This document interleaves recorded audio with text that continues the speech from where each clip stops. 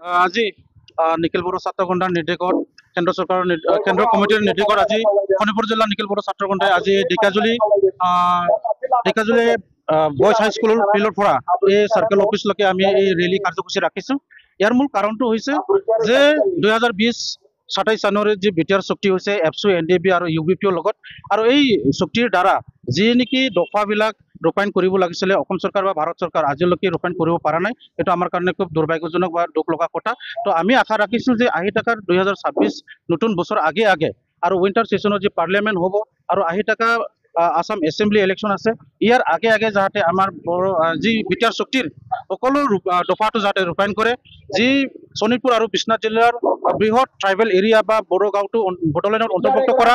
আৰু আমাৰ forest right act 2006 আইনৰ দ্বাৰা যি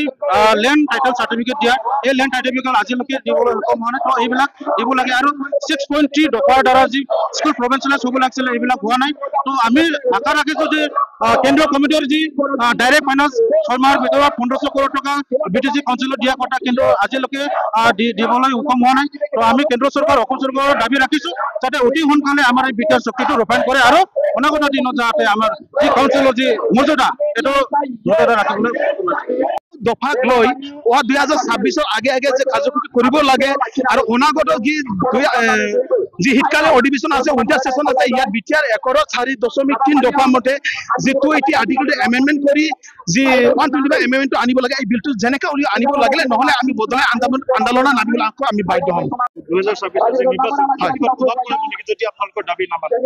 যদি আমাৰ দাবী নামানে তেতিয়াহ'লে আমি নিখিল বড়ো ছাত্ৰ সন্থাই বদলাই আন্দোলনত আকৌ নামিবলৈ বাধ্য হ'ম। তাৰ কাৰণে আমি অসম আৰু ভাৰত চৰকাৰৰ আজি এই কাৰ্যসূচীৰ যোগেদি আমি ৰিকুৱেষ্ট কৰিব বিচাৰো যে 2026 আগত যেন তেখেতসকলে আমাৰ যি কোটা দিছিল আৰু তেখেত অমিত শ্বাহ ডাঙৰীয়া যেতিয়া নিখিল বড়ো ছাত্ৰ সন্থাৰ 57 যি অধিৱেশন হৈছিলে কোকৰাঝাৰৰ যি দতমাৰ, তেখেতে আহি আমাক নিজকে ক'লে, সি নিজে আমাক আহি ক'লে যে অহা 2026 আগে আগে 100% বিটিআৰ একৰৰ দফাবোৰ আমাক কিবা কৰি দিব বোলে, কাৰ্যকৰী কৰি দিব বোলে। কিন্তু আমি এতিয়ালৈকে কি 2 মাহ আমাৰ হাতত বৰ্তমান আছে, তাৰ কাৰণে আমি বিশ্বাস কৰিব পৰা নাই। তাৰ কাৰণে নিখিল বড়ো ছাত্ৰ সন্থাই আজি এই কাৰ্যসূচীৰ যোগেদি আমি মেছেজ দিব বিচাৰিছে যে অহা 2 মাহৰ ভিতৰতে 2026 আগে আগে আমাৰ যি বিটিআৰ একৰৰ সকলো দফা যে কাৰ্যসূচী কৰি দিয়ে, অন্যথা আমি বদলাই আন্দোলন নামিবলৈ বাধ্য হ'ম। হয়, আজি নিখিল বড়ো ছাত্ৰ সন্থাই এই কাৰ্যসূচী অসমত 30টাতকৈ অধিক জিলাত বৰ্তমান লৈ আছে আৰু এই ধৰ্ণাত এই কাৰ্যসূচী এই ৰেলীত অসম আৰু ভাৰত চৰকাৰে আমাক ল'বলৈ বাধ্য কৰিছে।